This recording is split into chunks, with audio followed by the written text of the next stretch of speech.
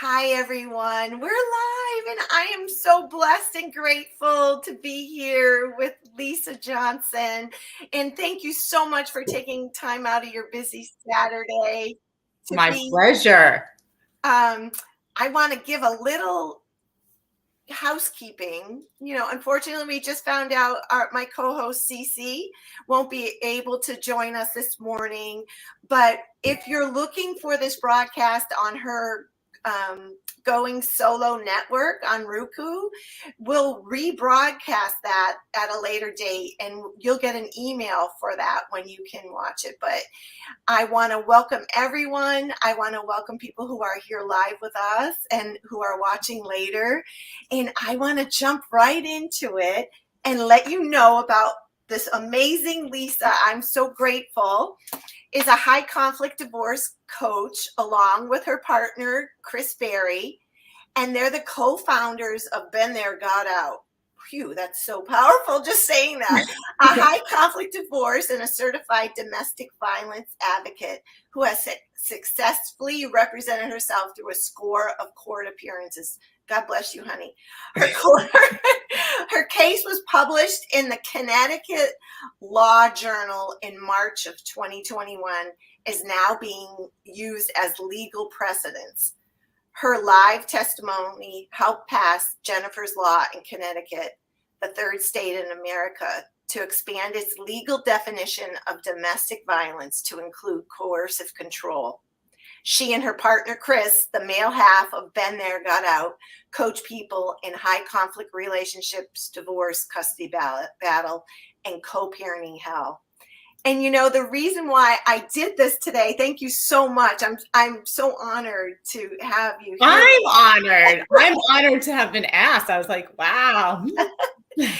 Sweetheart, so when I was going through my high conflict, never ending court, I want to say battle, part of what was so off-putting to me, the whole thing, but part of it was the legal system.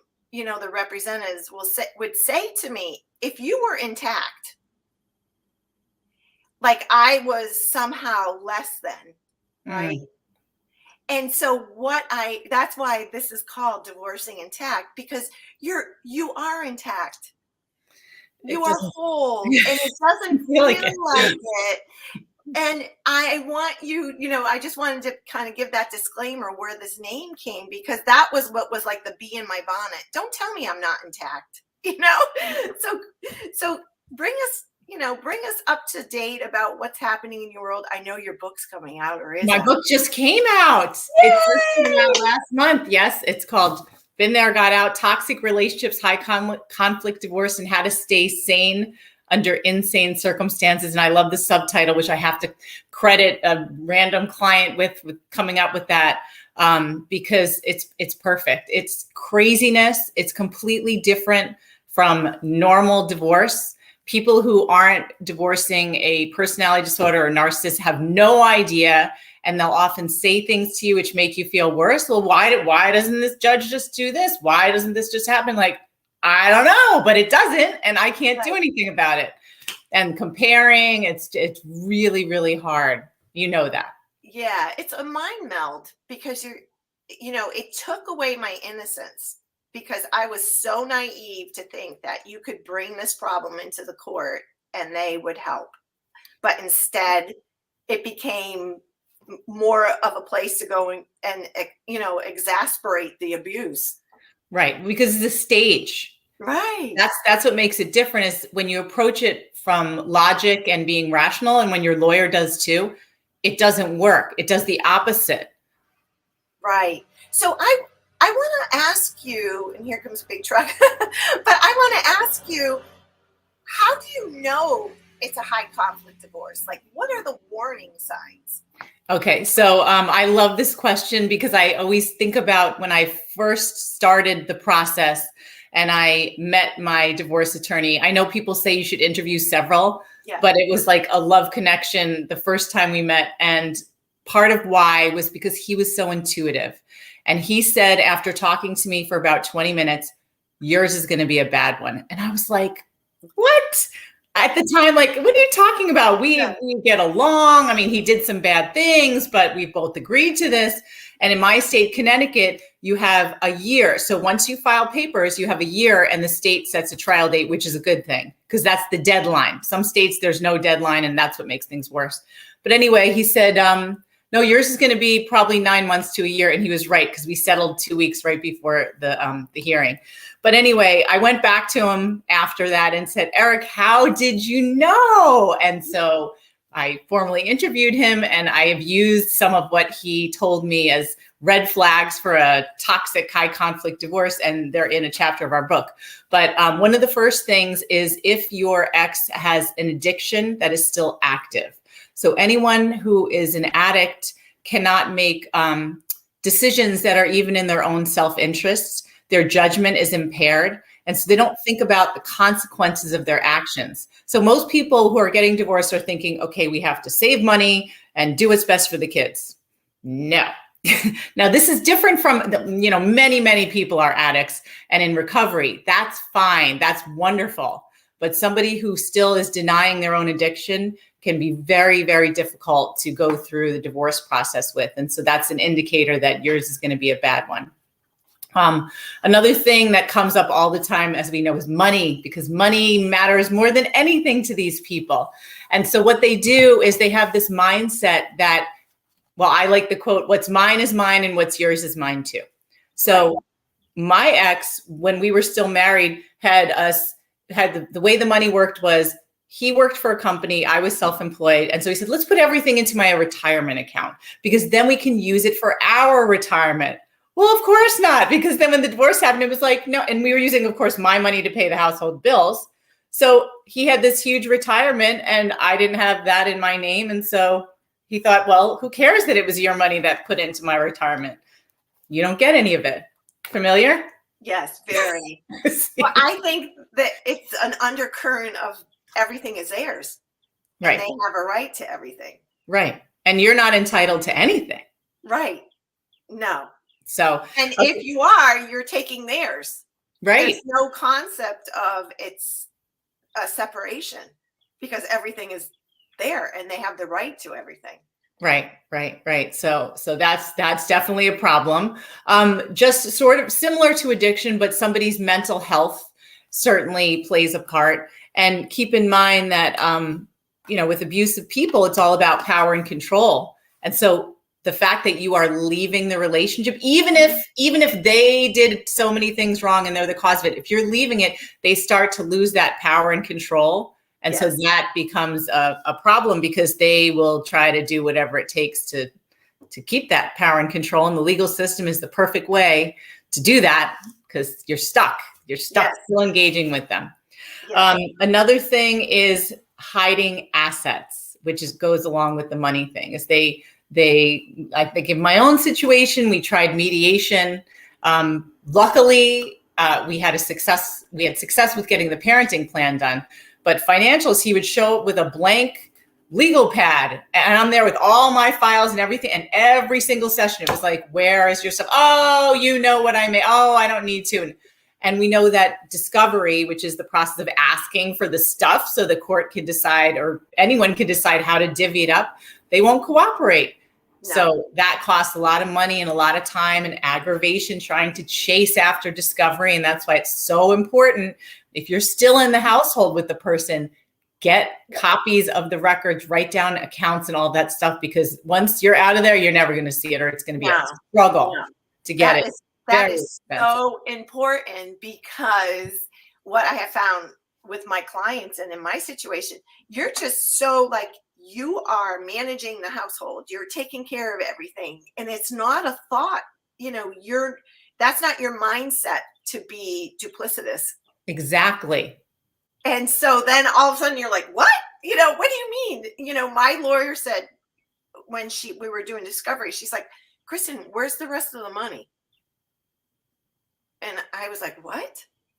And she's like, this doesn't add up, because you're so entrenched, taking care of your children if you have them, or managing your family, that it's not on your radar to look for, hiding.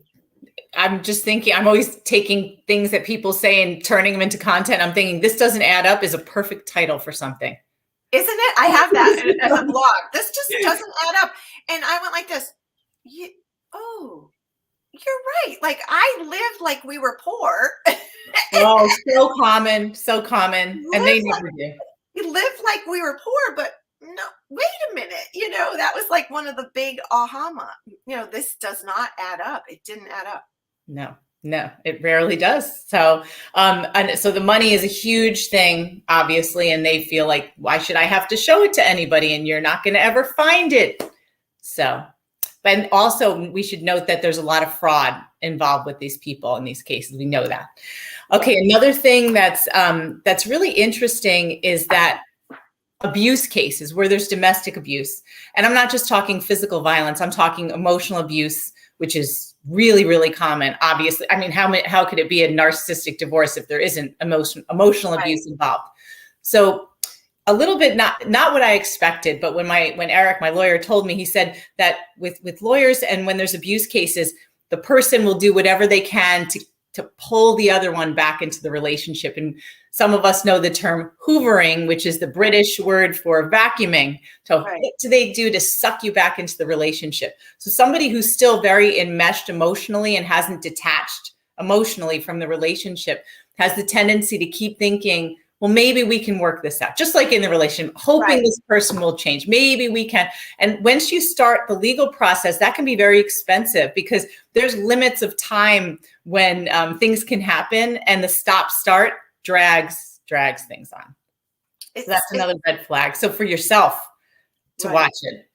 Well, I think too, that's such a important, thing to like underline if you're taking notes, because what ends up happening is you have this awakening, right? You hope. Well, you hope you do, and then you're like, hey, this isn't right. This doesn't feel right. This is emotional abuse, because now these terms are out in the open. Gaslight was the word of the year last year. Yeah. I didn't know what a narcissist was when I was still, I didn't know what domestic violence really was. I didn't understand any of that. No. And now it's so much out there, but you're still like, oh yeah, the connect these dots. It is that. Yeah. We use a lot of slides when we coach our clients, and one of them is a little light bulb, and it's like when someone will be like, and then I started realizing, wow. And Chris holds up the little light bulb. Like, what was your light bulb moment? It's like, that's what it is. Yeah, this is perfectly. Oh my gosh. I can't believe I've been living like this for decades. And the part about the legal part is like your boundaries are, you start waking up the light bulb moment of how obliterated your boundaries are. Yeah. Yeah. And now there's a new structure coming in through the courts. Yes. That triggers, the push and pull more than the push. It's so important to have these conversations. And what you said leads me to my last red flag, which shows that yours is a very different kind of divorce or separation, and that's that anger that does not subside. So most people, few months in, they start calming down. They're like, oh, this is too much money. Like, let's just move on with our lives. Both of you. For someone with a toxic personality disorder, they get angrier and angrier over time. And that's what keeps the legal thing going, because they want to keep the fight going. Chris's ex still will do things, for years later, she'd drive by and take pictures of my car. It's like, why do you care? Right. They can't let go. And so that's why high conflict divorce, the signature thing is taking a long time in the court system, because they can't let go. Right. Because they have to win. They have to be right. Right. And everything that you're arguing over is theirs. They're rightfully entitled to. Mm-hmm. And by the way, speaking of anger that doesn't subside, one of my newest victories, which wasn't in my bio because we were still dealing with it, was my ex decided to sue us the day that one of our cases got resolved and I was finally getting paid. His lawyer handed me papers saying, we're suing you for $4 million in defamation. And so I knew there was nothing, but it's terrifying because family court's one thing. Civil court's a whole different matter. And he was like, now I'm going to have to find an attorney and pay $1,000 an hour to deal with this nothingness. And it was scary. And so Chris and I, on our own, got the case dismissed and thrown out. So that was another victory in civil court. I love that everybody who's coming on today brings a special, unique view and expertise, because you are like the warrior, the goddess warrior. Well, I'm not the only warrior here, I'm sure. I know, but I mean, we're talking about the legal part. And Nancy, I mean, Tracy's coming up, and she's just like a powerhouse too. Yes. And I'm just so grateful, because I wish I had this when I was going through it. And that's why, all the time and effort into creating this event. So a question I wanted that jumped out at me that I really wanted to talk about. So, there's a beginning, middle, and end in a normal divorce. I don't know. I wouldn't know about that. I wouldn't know. I just had court on Tuesday, 9 years in. So yeah, I wouldn't know that either. But, there is this post-divorce abuse. Mm-hmm. Yeah. And, I think we should talk about that. I think we should, share with that, because I think it helps with a perspective and building your fortitude to get through it. Because you really are playing this long game. At least till your kids turn 18. And mine are 23 and 19, and I'm still in court. So, yeah. All right. Yeah. So it's called post-separation abuse. And often with my situation, it's post-separation legal abuse. So I know during the year and $100,000 it took to get my divorce, it was like, I just need to get divorced. Like, I just need this to happen. And we got that date, and my lawyer said, he is not going to comply. You cannot afford me to come back. So I am going to explain to you what you can do, because he's not going to obey the order, and you're going to need to come back, and you're going to need to come back on your own. And here's how to start building your case right now. So by the time I did file pro se, which means self-represented litigant, because I was like, I'm out of money. I'm going to be paying my divorce loans back for like the rest of my life. Yeah. But anyway, I had a really good paper trail, and I was ready, and I didn't know it was going to still take, the 9-ish years, but I knew how to set it up, and I was ready to go. But that's the thing too, with our clients and our community, we'll say, like, once you get the divorce, that's when things really start, because that's when you need to document things. In the beginning, people think, I want to get a divorce, and we're going to go before the judge, and I'm going to get primary custody. I'm going to get all the decision-making. Most courts will never do that, because they don't know you. Right. So you need time. So that's why everything we say the default is 50-50, because it's like, we don't, you guys work it out, or that's just it. Unless there's some extreme case, which is hard to prove most of the time, a judge will do 50-50. So at 50-50, let's say our client, like a victim, already knows my ex is not taking care of the kids or holding up decision-making so our kids can't get what they need. So that's when you start building what we call patterns of behavior. So then when you go back, you have to wait usually 1.5 to 2 years to file a modification, because a judge will just say, you were in here, right? Like, you're done. Don't come back and bother me. Like, you either have an agreement or there's an order. Don't bother me for like 2 years. So that's where you build your case, in those 2 years right after the divorce. And also we call the divorce an inflection point. Like, that's the end for that person on some level to continue getting at you so much. And they don't want to lose that power and engagement. Yeah. So now they figure out other ways to get at you, usually through the kids, because most of our people share children together. So they'll make like these insane decisions, or they'll be obstructing things that need to happen, stonewalling. And that's why one thing that Chris and I work on more than anything is what we call strategic communication, where you're writing only in writing. We say no undocumented communication, writing to your ex, but really writing for a judge, because this is going to be part of an exhibit for however long. And so for years, everything I do, I'm always like, this is going to be for an exhibit. Right. Yeah. It takes so much energy. It does. To manage this. And I think if you create that system, like what you're just saying, it does fall into a flow, but it is It's so much. It's so much. Like I got to the point that I was like, I'm documenting all this, and unfortunately it wasn't being accepted because of, the views of the court system, because that's the thing. A lot of stuff that people document is considered hearsay. Right. And so part of what we do with our strategic communication is we say it turns hearsay into evidence. It turns into something that can actually be acceptable as evidence, as an exhibit. I love that. Is there anything else that you want to jump into, or do you want me to keep going down? Oh, well, I could jump into a lot of things. I mean, one thing is that you have to understand that this is coming, that post-separation abuse is coming, and properly prepare and get support. And so we have this weekly legal abuse support group that we started just about almost 2 years ago.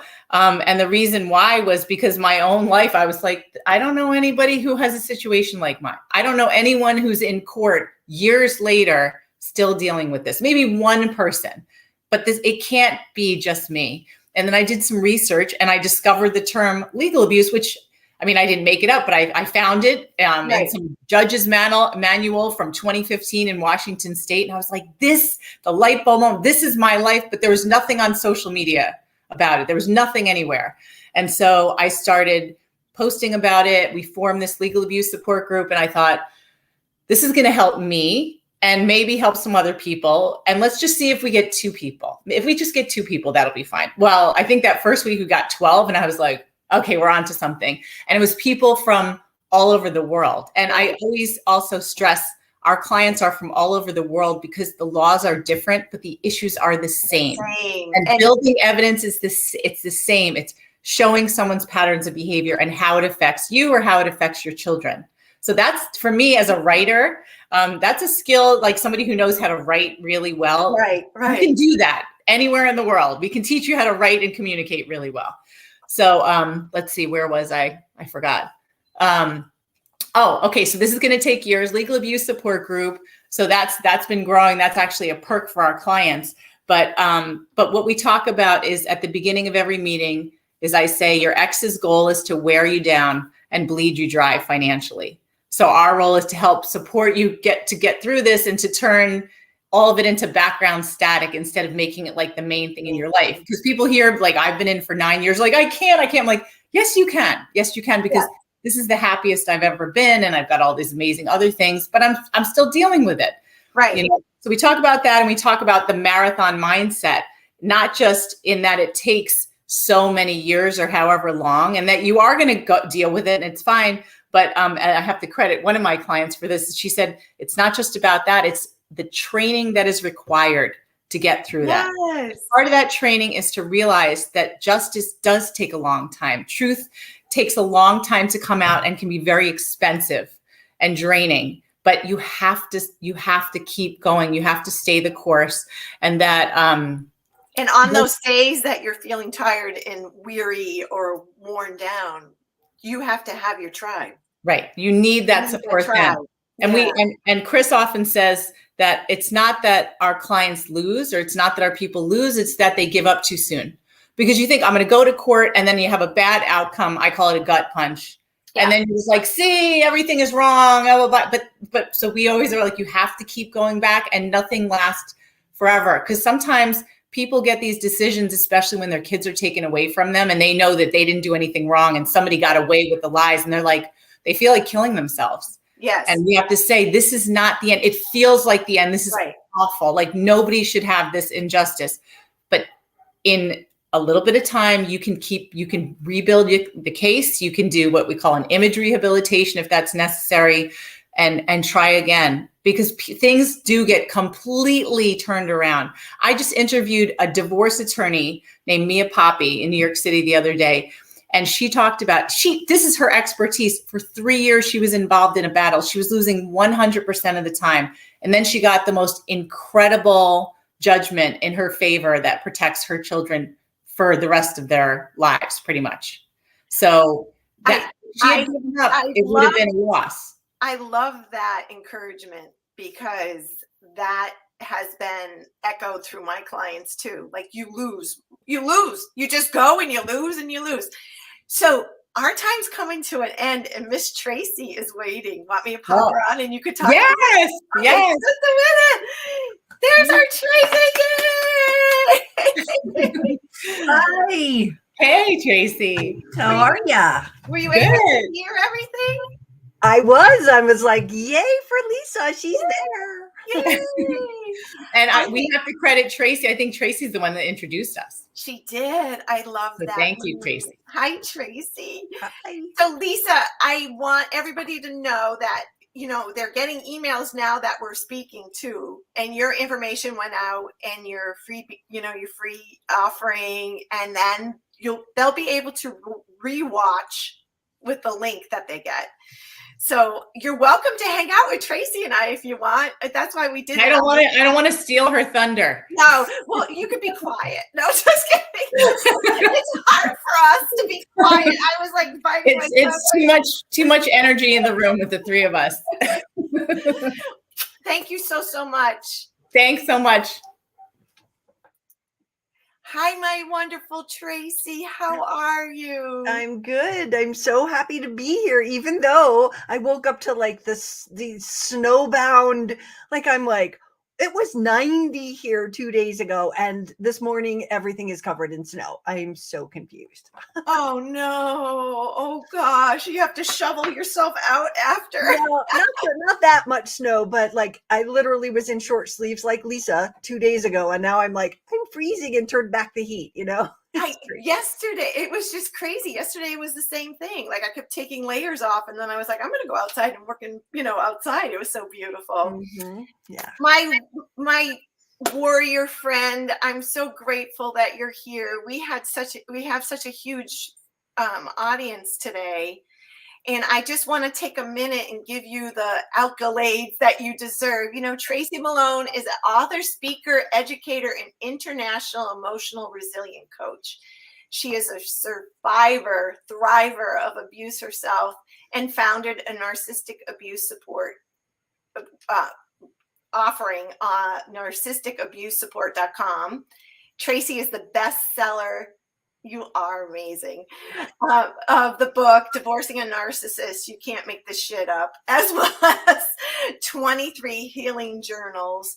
You have a popular YouTube channel, and you have helped millions. So I'm so grateful that you are here. It takes a whole tribe of us to walk this journey. And I love that we're together because, afterwards, we're closing out with Karen doing an angel reading, and Hirsch, of course, is covering the financial aspects.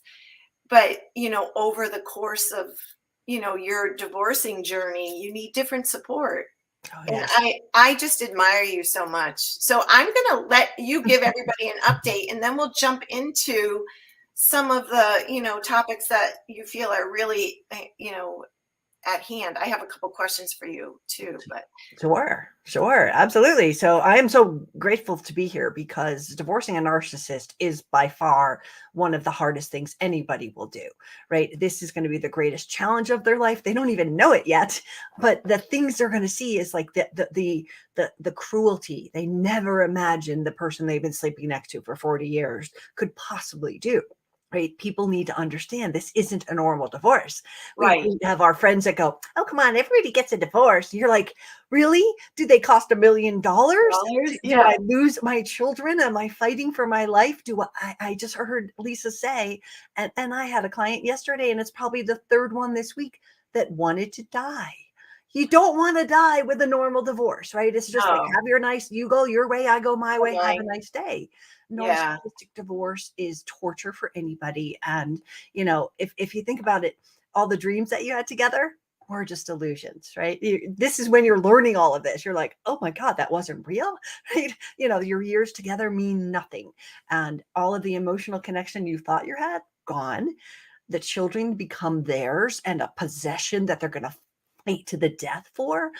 This is not a normal divorce. So I'm so grateful that you're bringing awareness to this, because if we just think that it's just another divorce, we're setting ourselves up for a shitstorm of reality hitting us when we don't expect it. So being prepared is the key.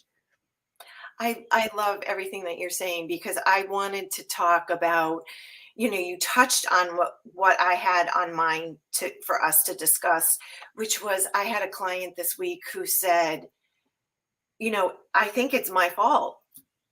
It's my fault. I didn't see it. And I think of what I'm putting my children through. And I think the point that you realize that your ex high conflict spouse is treating your children the way that they treated you, that just wipes you out. That hits you, over the head with, how could I fix this? And when she said that, I just wanted us to talk about, like, you did nothing wrong. Yeah. You loved a person, and you did not see the signs, because we're not, you think you have this common intention and this goal, and that, you want the same things, but in actuality, there's like a hidden agenda. Oh yeah. Yeah. And again, I think the shock of it is what puts people into the fight or flight, right? As you're describing, like, and then the self-blame and the self-doubt. And this is us listening to gaslighting, right? Yes. This is what we have to realize, that those things that they've been saying are now dripping off of us, where we are now eating and gobbling up, blame and responsibility. You might not have known, right? And I sure didn't. Through my entire divorce, nobody, including my therapist, ever said, hey, go look up narcissism, right? They just said, oh, give me my $150 and, tell me the terrible things that happened this week. Have a nice day, right? If nobody tells you, and I thought I was doing it right, no one ever told me. And then boom, I'm hit in the deer in the headlights, right? So how could it be your fault? How could it be my fault that I didn't know that I was abused my entire life until I learned afterwards and went, no wonder I didn't see it, right? It's we can't blame ourselves for things we were never taught. And you don't have to learn this unless you're in the fire pit of hell. Right.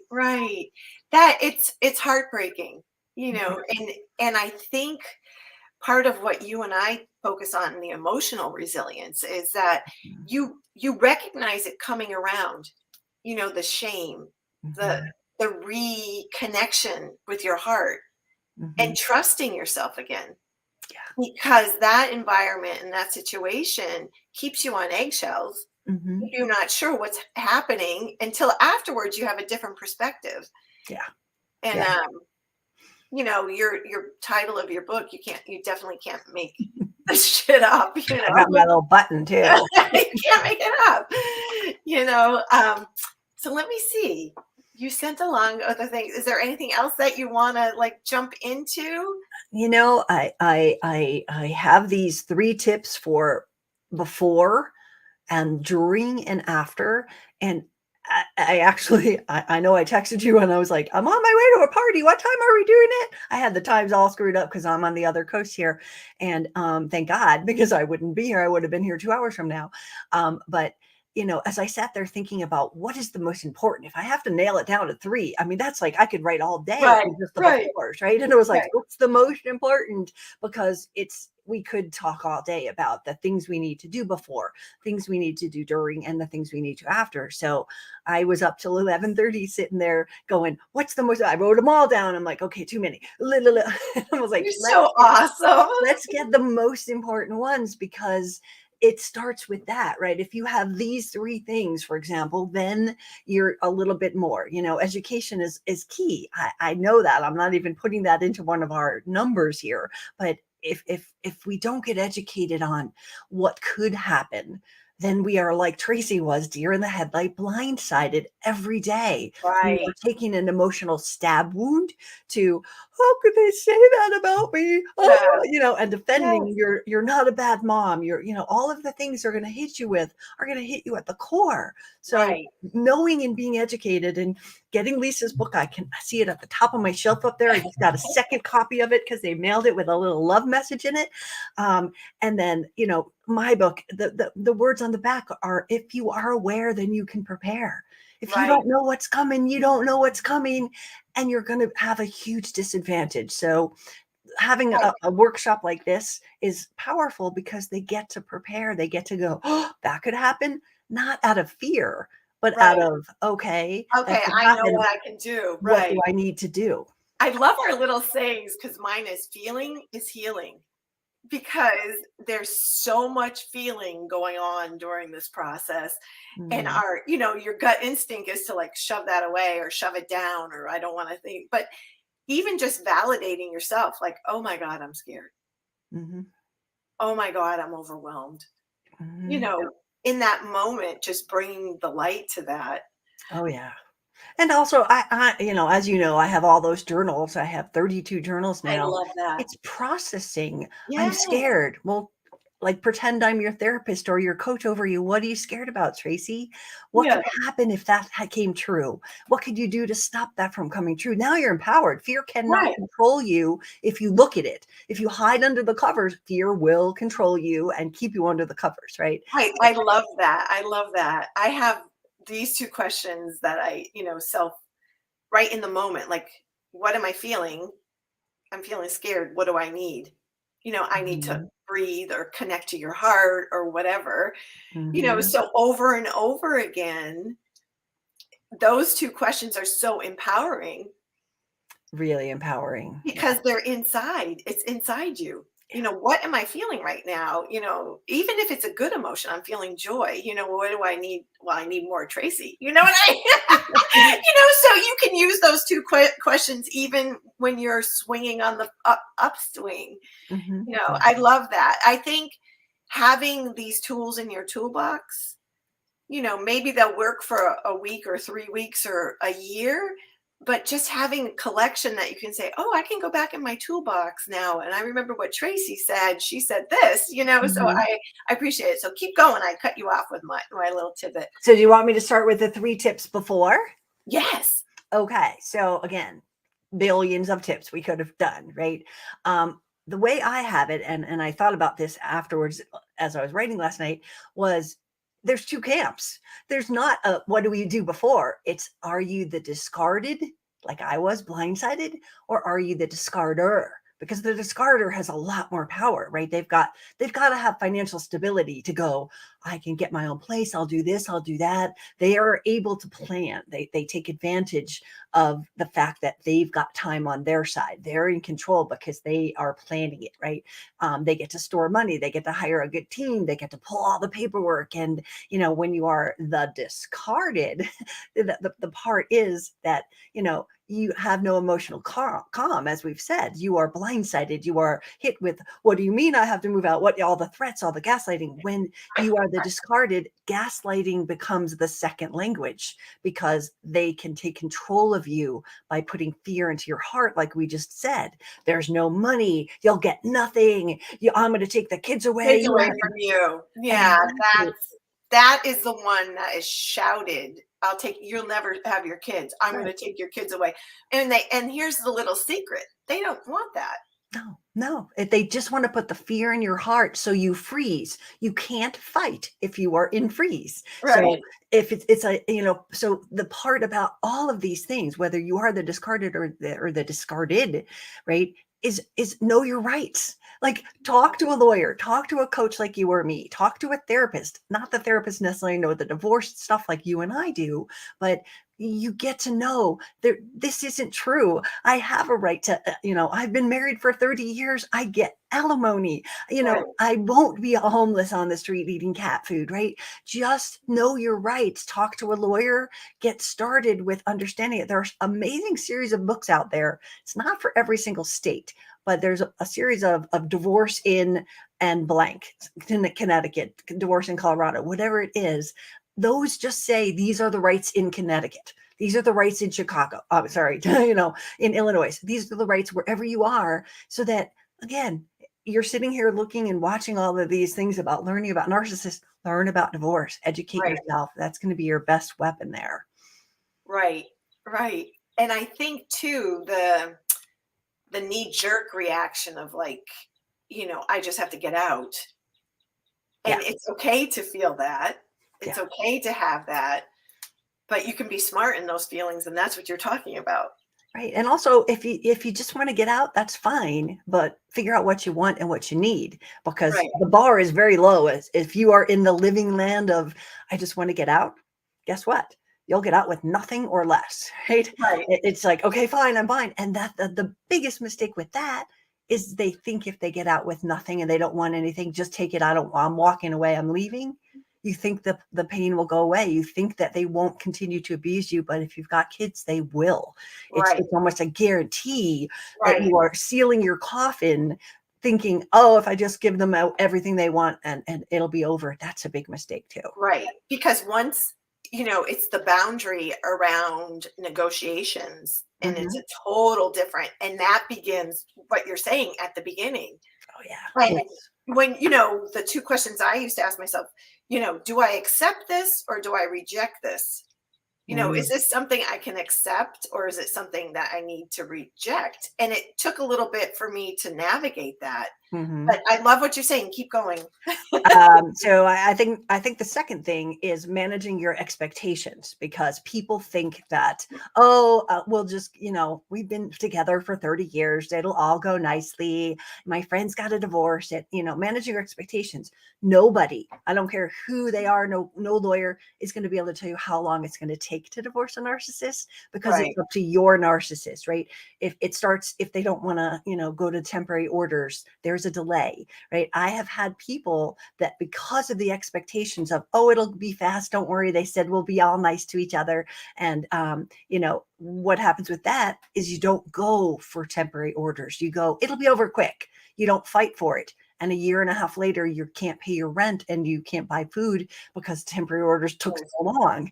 Right? Right. You have to jump on that, right? Nothing can tell you how long they're going to obstruct or how long they're going to project and accuse you of things, right? You don't know how many assets they're going to hide. And depending on how complicated your estate is, Right. depends on how long it's going to be. The bigger the estate, the more they're hiding. That's their entitlement coming through. So don't expect that it's going to take a very short time, but jump into like protection mode the moment you possibly can, which is up the first second you talk to anybody about it, is get those orders in place. Because if you don't, and you're living in la la land thinking, it's going to end soon, you're the one that will be 2 years later without any food. Right.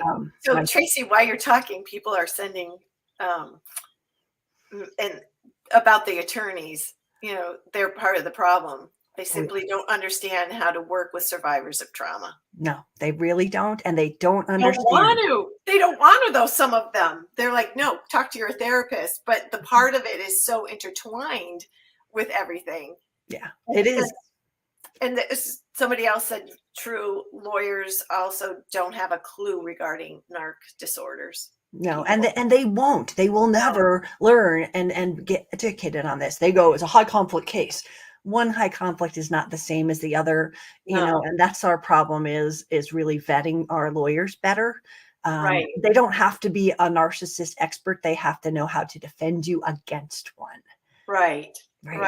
And that's what we need to know. And during the course of the divorce, because it's so elongated, you might need, a different set of eyes on the situation that brings, maybe a new perspective and how to solve it. Absolutely. My third thing on the beforehand, just so that those of you while you're reading, is to build a support team. I'm sure you and Lisa have talked about it, but many people can't afford a support team. They can't afford a you or a me or a Lisa or any of this stuff, right? It's like, that's a luxury. I can't even eat food, right? When people are living in that fear, they can't think about building a team. Building a team could be supportive friends, could be going to a local support group that has other people that have been through this, can help you, hold your hand. It could be just going into a support group like Facebook. I've got 16,000 members. Somebody knows how to help you, right? Don't think it has to be if you don't have the money. And if you have the money, do all of the other things too, right? Don't think that just because you've got a coach that you couldn't benefit from a situation like in a Facebook group or in a local support group, to just go, when that happened to me, this is how we handled it. Now you have ammunition to talk to the lawyer about. So it's the therapist. It's definitely, a coach. And if you can go with all of these things, a financial, person that's going Right. to help you Yeah. versus, oh, we have got to go pay $20,000 for a forensic accountant, but they're not actually analyzing the data that they got. So there's so many parts in there, but building that team is crucial to get through this. Well, you know what, Tracy, that's what I love about you and about, how we interact, and Lisa and everybody else who's on here. Like, I know that, I might not be a match for I'm not a match for everybody. And that's why I'm like, check out Tracy, she has a support group. And, we're in this because it's our passion to help others. Mm-hmm. Yeah. And so we have so many freebie stuff going on that it's, Yeah. so I want people to know, if we don't get to your question, we'll make sure that the person who I, can reply to you will get it. They're just saying, they're talking about what you're talking about settlement, pushing for settlement. And, the question was, I have a court date on May 3rd for temporary orders, and my lawyer is not pushing for a settlement proposal. And, when I started out, I had my same lawyer through the whole decade of my legal stuff. And she, she understood. And one of her tidbits said, if they're pushing, we're slowing down. Nice. She's like, if we're going to do the exact opposite of what, the other party wants, because we'll get more information. Absolutely. And again, that's a strategy. And that's the Right. things that people don't know when they hire a lawyer. What's the strategy? Well, I don't know. We can beat them. That's not a strategy. Having what you just said about having someone say, when they go this way, we go this way. When they go low, we go high. Whatever it is, you have to know what to answer. And that's one of my things later that we're going to talk about is, how do we answer all of those crazy accusations and fight for that sort of stuff? I love it. Okay, keep going. All right. So now we just said they love that too.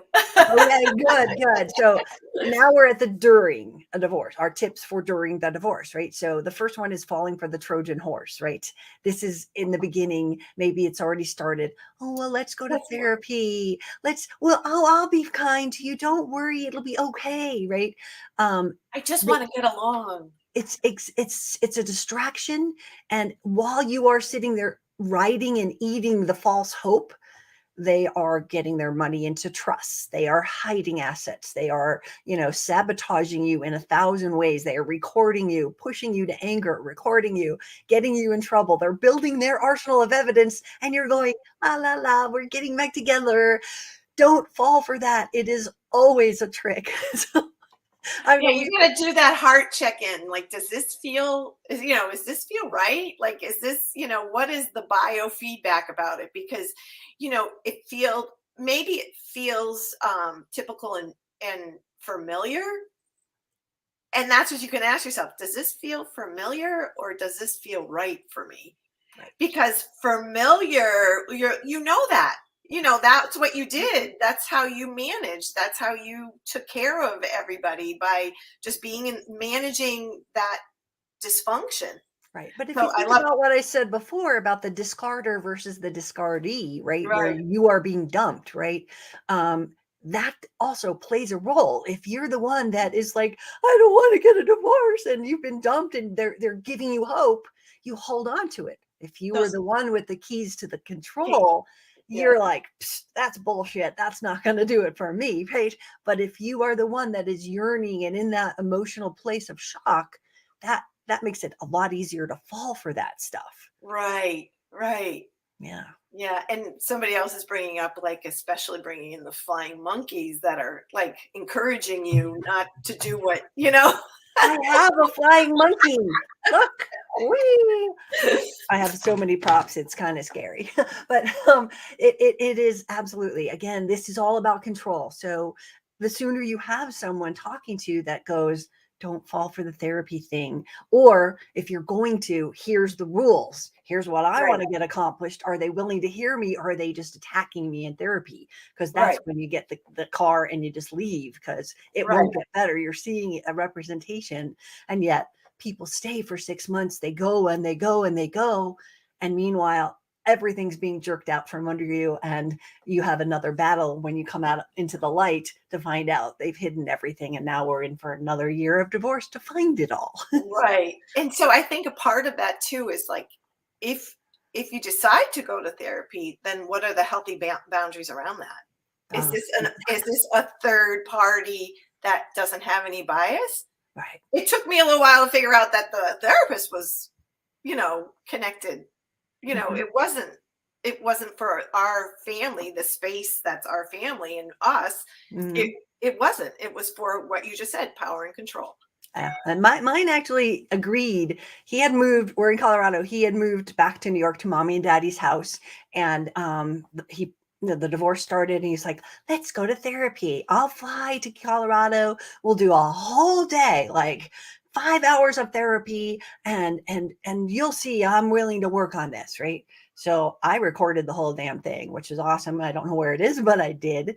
And I promise I'll take care of her. Oh, like this and this. Right. So now I'm in that long day of therapy. Why don't we go to dinner afterwards? Again, we're working on it. Okay, we'll go to dinner. Well, I haven't seen your new apartment, Tracy. Let me go see it. Okay, devil spawn, come into my new lair. I didn't want your energy here, but okay, because we're working on it. I should be nice. And of all of the friggin' 40 hotels in my town, you chose the one in my parking lot? Okay, do I have a choice? You're coming over. And then he scouted out the entire apartment. Oh, you have a new table. Well, I'm like, yeah, well, because our kitchen table sat 8, and I can have a 2-table thing in my little tiny apartment. Had to get rid of that. Had to do this. Had to get rid of that. So while all of that was going on, he comes into court the next time with a list and says, she got rid of all this furniture. I want $10,000 because she got all this stuff. And I'm like, that reconnaissance was all because of the trap of therapy. Yeah. You know what? And that goes back to that innocent part of us that, your intention of having a family and being together and working it out. And when you're with someone who has genuine intention, yeah, that's typical and normal. But if you're with someone who has different intentions, it's not a good thing. No. So my next one during the divorce is really important. This is a whole chapter in my book. It's called Planning for the Gray Areas of a Divorce Decree, right? Narcissists see things in black and white, but when you're talking about not bookending things, like you get them Christmas this year, I get them next year, have a nice day, right? I have an example in the book where that's what it said. And in this case, it was a father. The father took the kid on Christmas morning and didn't bring him back for 14 days. The mother's calling the police. They're like, it wasn't supposed to be 14 days. They've kidnapped my children. And the cops are going, well, ma'am, it doesn't say when he has to bring them back. So therefore, they couldn't do anything, right? If you have everything bookended, if you make everything, ironclad, this is when it starts. This is the situation. If we have conflict resolution, we go to point A, we go to point B, we go to point C. If we can do all of those things and get them in place, then we have protection for those gray areas. And there's one particular gray area that a client of mine had, which was in her divorce. She was divorced 2 years prior, and he was ordered to sell one of their rental properties and give her $300,000. Now it's 2 years later, and we're in contempt of court. But 2 years of motions to compel, motions to comply, motions of blah, blah, blah. And it took 2 years to get into court, and she spent $20,000. And so the judge ordered the guy, you've got 30 days. He actually goes, well, how long will I go to jail for? We all laugh like, really? But then her lawyer stands up and goes, well, judge, could we please ask for legal fees? Because why should she be paying $20,000 when you ordered him to do this? And the judge put her hands together and goes, I would love to, but it wasn't in the first decree. So we get in the hallway and I'm like, what should have been in the decree? And that's what's in my book. It's a financial protection clause that if they don't do what they were ordered to do, they pay your legal fees. Right then and there, that would be such a barrier to the post trauma that, that so many of us experience. Right. And they're not going to pay 2 legal fees. So again, it puts a really fast squelch to any post-legal abuse and financial abuse in that regard, right? Circle that if you're taking notes, and if you're listening to it again, write it in Sharpie someplace and make sure that that's included. Absolutely. Yeah. And it's in my book, and I paid a lawyer to write it. Book. It's right there for $20. You could have the answer to this and save yourself that $20,000, because sometimes it's not one $20,000 event. It's 20 different ones that you're fighting for 10 years after, right? So if you put something like that in, everything's bookended. Everything has its start and end. It's a boundary document. And if they violate it, they are in contempt. If they're in contempt, they pay your fees to fight them. I love this. I love that. Oh, that would have been so helpful. I know. Thank you for that. That right there is like that's the money tip. I call it my $20,000 clause, because you would not have had to pay like that woman did, right?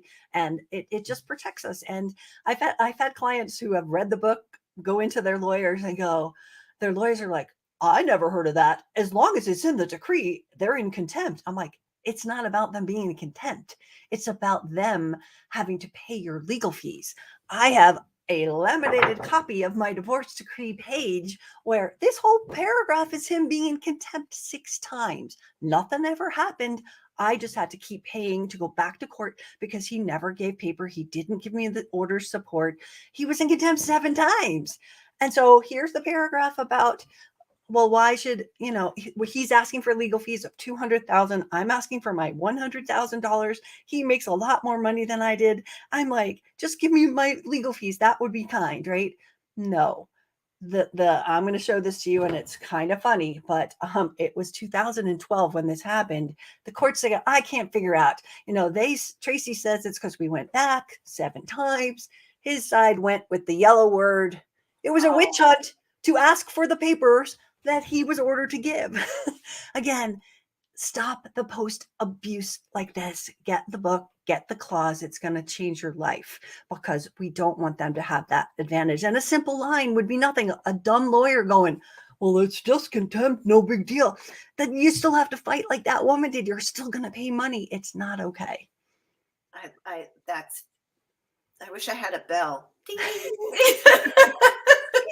I need a new prop. I'll get a bell. I have it. I think it might be in my son's room. That was easy. That button from Staples. Yes. That was easy. Mm-hmm. Yes, absolutely. All right. So my last tip, how are we doing on time? Because I know we're doing good, and we can go over a little bit, and then I just have to close. So we're good. Okay, good. Okay. So our last tip for during is mediation tips, right? So many mistakes. I'm sure you see it too, right? It's like we go into mediation, but we don't have any financial disclosures. They're like, oh, I'll give you $50,000. And you're like, okay, but you have no idea what the estate is worth. You don't know what's on the table. Never, ever, ever go to mediation unless you know without complete uncertainty that this is what we have, and then we negotiate. And also having a base offer, hopefully you get them to have it, but right. If they don't give the base offer, then you are spending 8 hours getting to the base to then fight like hell to go up or down, right? Right. You've just increased the time. But if someone walks in and goes, this is where we are, we go, all right, this is what we need. This is what we got to fight for. You have more ammunition. And if they are not negotiating in a fair and reasonable way, mine sat there. There was a glass office on the other room, like this, arms crossed. No, no, no. And she would come in, and I was like, I wasted thousands and thousands of dollars because they would come in and go, nope, they won't even go for that. Nope, back. No, it was like, if they're not negotiating in fairness, it's not negotiation. Get the hell out. Right. But if you have children, and my child was not his, so that wasn't on the table. But if you do, please use that mediation time. If you are required to spend 5 hours or something like that, use it to negotiate stuff for the child and the parenting plan. That's a place where you have, hopefully someone that's going to work with both sides to just get this much nailed down. Right. Or leave if you don't have kids. Don't waste your time. I love that. I love it. Those are just simple things. I love how you're passionate about it, but there's That was my light. no.